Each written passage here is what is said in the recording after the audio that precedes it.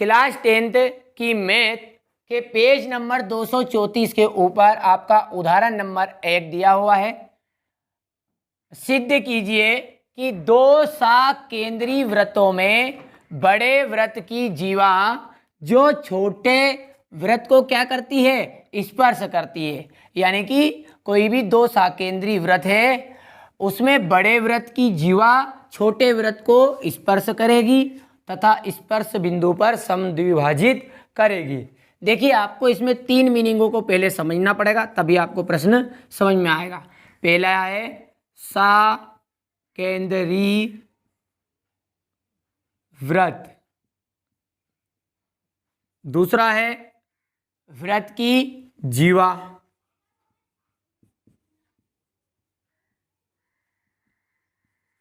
तीसरा है स्पर्श बिंदु। अब देखिए पहले इसको समझिए, साकेंद्रीय वृत्त किसे कहते हैं। देखिए जब ये मैंने एक कोई वृत्त बनाया है और इसका ये केंद्र O है और तथा दूसरा वृत्त बनाया एक और, इसका भी केंद्र क्या है, O है। जब हम इन दोनों वृत्तों को ड्रा करेंगे पर केंद्र दोनों का एक ही रखेंगे, यानी कि जिस तरह ये आपको यहाँ पर चित्र में बताया हुआ है, इसी केंद्र के ऊपर से प्रकार की सहायता से ये बना दिया और इसी को प्रकार को बड़ा करके यहाँ बना दिया। तो यानी कि कहने का मतलब ये कि इन दोनों का जो केंद्र है एक ही है। तो ऐसे वृत्त जिनका, ऐसे दो वृत्त जिनका केंद्र क्या हो, एक ही हो, उन्हें साकेंद्रीय वृत्त कहते हैं। अच्छा 2 से जरूरी नहीं है, 3 भी हो सकते पर आपकी किताब में 2 दिए हुए। ये तो क्या बनेगी साकेंद्रीय वृत्त की परिभाषा कि ऐसे वृत्त जिनका केंद्र एक ही हो उन्हें साकेंद्रीय वृत्त कहते हैं। दूसरा है आपका वृत्त की जीवा। देखिए ये है आपका वृत्त और ये हो गया केंद्र। यहां से इस तरह से जो रेखा जाती है उसे हम क्या कहते हैं, जीवा। अब ये देखिए इस तरह से यदि लाइन खींची गई और जो इसको आगे और पीछे दोनों तरफ बढ़ा सकते हैं वहाँ रहती है रेखा, और जिसके दोनों बिंदु समाप्त हो जाते हैं, अंत बिंदु जिनके पता होता है वो रहता है आपका रेखा खंड। तो यहाँ आपका एक तरह का क्या है, ए भी यहाँ रेखा खंड है। तो वहाँ रेखा खंड जो क्या करता है, वृत्त के किन्हीं भी 2 बिंदुओं को मिलाता है, जोड़ता है, उसे ही हम वृत्त की जीवा कहते हैं। ठीक है, अब देखते हैं हम स्पर्श बिंदु। तो देखिए यहाँ वृत्त है और ये वृत्त का केंद्र है, और यदि मैं कोई भी एक रेखा यहाँ से इस तरह से बनाऊं, और तो रेखा किसे कहते हैं कि जिसे हम आगे और पीछे बढ़ा सकते हैं। ठीक है, वहाँ लाइन आपकी क्या कहलाएगी, रेखा कहलाएगी। अब ये जो रेखा है इसी रेखा को हम कहते हैं स्पर्श रेखा। स्पर्श रेखा क्यों कहते हैं, क्योंकि ये वृत्त को स्पर्श करती हुई जा रही है, टच करती हुई जा रही है, तो इसलिए यहाँ कहलाएगी आपकी स्पर्श रेखा। और ये स्पर्श रेखा और ये जो वृत्त है उन दोनों का एक उभयनिष्ठ बिंदु है। क्या है, दोनों का एक उभयनिष्ठ बिंदु। उभयनिष्ठ का मतलब होता है कि स्पर्श रेखा का भी वहीं पर बिंदु है और वृत्त का भी वहीं पर बिंदु है, तो वहाँ बिंदु आपका उभयनिष्ठ बिंदु है। किनका है ये, स्पर्श रेखा और वृत्त का उभयनिष्ठ बिंदु ही क्या कहलाता है, स्पर्श बिंदु कहलाता है। अब आप प्रश्न को पढ़िए। देखिए अब प्रश्न में दिया हुआ है कि 2 साकेंद्रीय वृत्त है, तो ये आपका साकेंद्रीय वृत्त हो गए 2, जिसमें बड़े वृत्त की जीवा, तो यहाँ ए बी क्या है, देखिए गौर से देखिए आप, बड़े वृत्त की जीवा है, लेकिन ये छोटे वृत्त की क्या बनेगी, मैंने अभी ही बताया है कि ये छोटे वृत्त की कौन सी रेखा कहलाएगी, स्पर्श रेखा कहलाएगी। ठीक है, तो ये बड़े वृत्त की तो जीवा है, कौन, ए बी बड़े वृत्त की तो जीवा है, लेकिन छोटे वृत्त की स्पर्श रेखा है।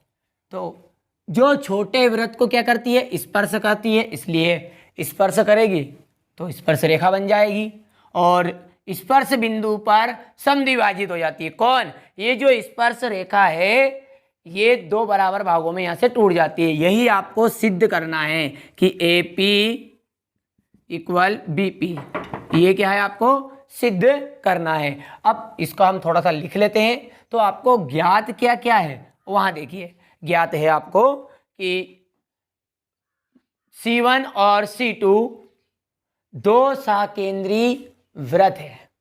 क्या है? C1 और C2 दो सकेंद्री वृत्त है जिनका केंद्र O है तथा बड़े वृत्त की जीवा AB है तथा बिंदु P क्या है? कोई स्पर्श बिंदु है। तो इसको लिख लेते हैं।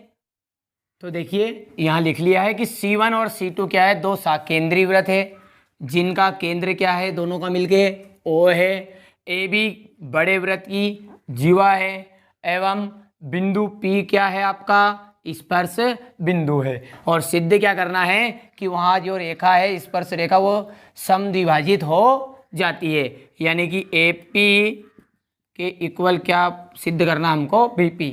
ये भाग और ये भाग दोनों बराबर हो जाएंगे। अच्छा, अब क्या करेंगे हम? रचना। और जैसा कि पिछले वीडियो में हमने देख लिया कि रचना जो भी हम अपनी तरफ से डायग्राम में ऐड करते हैं, जोड़ते हैं, उसे ही क्या कहते हैं? रचना। तो मैं कर रहा हूँ, देखिए यहाँ पे O को P से मिला रहा हूँ। क्या किया मैंने? O को P से मिलाया। अब देखते हैं उपपत्ति। उपपत्ति में आप इस C2 से हम वृत्त को लिखेंगे, छोटे वृत्त C2 से। तो इस छोटे वृत्त C2 को यहां पर आप बना लीजिए अलग से। यहाँ आपका कौन सा वृत्त है? C2, इसका केंद्र O है ये, और इस तरह से इस पे AB क्या है? स्पर्श रेखा बनी हुई है और ये O से लगा के ये P तक क्या है? त्रिज्या है, क्योंकि वृत्त के केंद्र से परिधि तक की दूरी क्या कहलाएगी? आपकी त्रिज्या। तो आप गौर से देखिए इसमें AB क्या है? AB कोई है स्पर्श रेखा और OP क्या है? यह है वृत्त की त्रिज्या। तो लिख लीजिए कि AB वृत्त की स्पर्श रेखा है एवं OP वृत्त की त्रिज्या है। ठीक है। अब हम जानते हैं, क्या जानते हैं? हमने सबसे पहले 10.1 जो प्रमेय पढ़ी थी, वह प्रमेय में हमने सीखा था कि स्पर्श रेखा स्पर्श बिंदु से जाने वाली त्रिज्या पर लंब होती है। क्या सीखा था? कि जो भी स्पर्श रेखा है वह स्पर्श बिंदु से जाने वाली त्रिज्या पर लंब होती है, यानी कि ये OP लंब है किस पर? AB पर। OP लंब है AB पर। तो आप यहाँ पर लिख भी सकते हैं कि स्पर्श रेखा स्पर्श बिंदु से जाने वाली त्रिज्या पर लंब होती है। तो यहाँ मैंने लाइन लिख ली है कि क्या लिखी है? कि स्पर्श रेखा स्पर्श बिंदु से जाने वाली त्रिज्या पर लंब होती है। इसकी जगह पर आप दूसरी लाइन भी यहाँ पे लिख सकते हैं, ये जो OP है ये क्या है? वृत्त की त्रिज्या है। ठीक है। AB क्या है? स्पर्श रेखा है। तो जो वृत्त की त्रिज्या होती है और स्पर्श रेखा होती है, ये दोनों परस्पर समकोण होती है। समकोण का मतलब है 90 डिग्री का एंगल बनाती है, और 90 डिग्री का एंगल कहलाएगा आपका लंब की तरह। ठीक है। तो ये OP लंब है AB पर। अब इसी तरह आप बड़ा वृत्त को देखिए, तो ये बड़े वृत्त का डायग्राम यहाँ पर बना लेते हैं अपन। ये आपका हो गया बड़ा वृत्त, कौन है? C1। अब इस वृत्त में ये AB क्या है? ये पहले तो आप इसका केंद्र O है तथा ये AB क्या है? इसमें जीवा है। यहाँ पर स्पर्श रेखा नहीं है, क्या है? वृत्त की जीवा है। तो लिख दीजिए यहाँ पर कि बड़े वृत्त में AB जीवा है, ठीक है। ए बी क्या है, जीवा है। और यहाँ से ओ से लगा के हमने इस तरह इस पे एक लाइन खींची, देखिए ओ को पी से मिलाया था, तो इस तरह से ये डायग्राम बना हुआ था। तो ये जो ओ पी है ये लंब है, ठीक है। ओ पी लंब है किस पर, ए बी पर। इसका मतलब क्या है, ओ पी लंब है ए बी पर।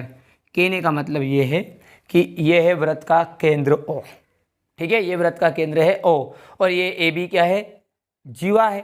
तो एक प्रमेय है आपकी 9th में कि जो वृत्त के केंद्र से जीवा पर डाला गया जो लंब है, क्या है कि जो वृत्त के केंद्र से जीवा पर डाला गया लंब जीवा को 2 बराबर भागों में तोड़ देता है। तो अब चित्र में गौर से देखिए बड़े वृत्त के हिसाब से, तो ये वृत्त का क्या है, केंद्र ही तो है, और ये ए बी क्या है, जीवा है, और इस केंद्र से डाला गया लंब ये क्या करता है, जीवा को 2 बराबर भागों में तोड़ देता है। तो ये लाइन हम लिखेंगे यहाँ पर कि वृत्त के केंद्र से जीवा पर डाला गया लंब जीवा को समद्विभाजित कर देता है। तो ये लाइन लिख ली है हमने कि वृत्त का जो केंद्र है उससे जीवा पर डाला गया लंब, ये वृत्त का केंद्र, इससे जीवा पर डाला गया लंब जीवा को 2 बराबर भागों में तोड़ देगा, यानी कि 2 बराबर हिस्सों में तोड़ देगा, यानी कि इधर वाला हिस्सा 5 तो इधर वाला हिस्सा भी 5। तो इस लाइन का मतलब ही तो यही है कि ए पी के इक्वल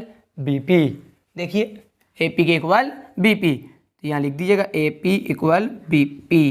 तो ये क्या बात हो गई आपकी, प्रूव्ड, ठीक है। देखिए इस चित्र में थोड़ा सा थ्योरिकल जानता है, इसलिए थोड़ा बहुत आपको कंफ्यूज हो सकता है। तो देखिए कुछ भी नहीं किया, फिर से रिवाइज कर देते हैं। इसमें पहले हमने दिया है में लिखा है कि हमारे C1 और C2 2 सकेंद्री वृत्त है जिनका केंद्र हमने बनाया O, ए बी हमारी जो है बड़े वृत्त की जीवा है, और बिंदु P क्या है, स्पर्श बिंदु है। फिर हमने सिद्ध करने में देखा कि ये 2 बराबर भागों में विभाजित कर देगी, यानी A P equal B P. रचना में O को P से मिलाया। अब जब उत्पत्ति की है तो आप देखिए गौर से, पहले आप ले लीजिएगा छोटा वृत्त, और छोटे वृत्त में OP तो त्रिज्या है और AB स्पर्श रेखा है। किसमें, छोटे वृत्त में OP हो गई आपकी त्रिज्या, AB स्पर्श रेखा है। और हम जानते हैं साहब कि जो भी वृत्त की स्पर्श रेखा है उसके स्पर्श बिंदु से जाने वाली त्रिज्या पर वहाँ लंब होती है। तो ये लिख लिया हमने कि स्पर्श रेखा जो है स्पर्श बिंदु से जाने वाली त्रिज्या पर लंब होती है। फिर बड़े वृत्त में ले लिया उसी तरह, तो बड़े वृत्त में देखा हमने कि ए बी क्या है, बड़े वृत्त की जीवा है, और ओ पी लंब है ए बी पर। फिर अंत में एक लाइन हमने जो प्रमेय पढ़ी थी 9th में उससे लिखी कि जो वृत्त के केंद्र से जीवा पर डाला गया लंब जीवा को 2 बराबर भागों में तो विभाजित कर देता है, यानी कि समद्विभाजित कर देता है। इस कारण से हमने फिर अंत में लिख दिया A P equal B P. अब आप इसका स्क्रीनशॉट लीजिए और अच्छे से आप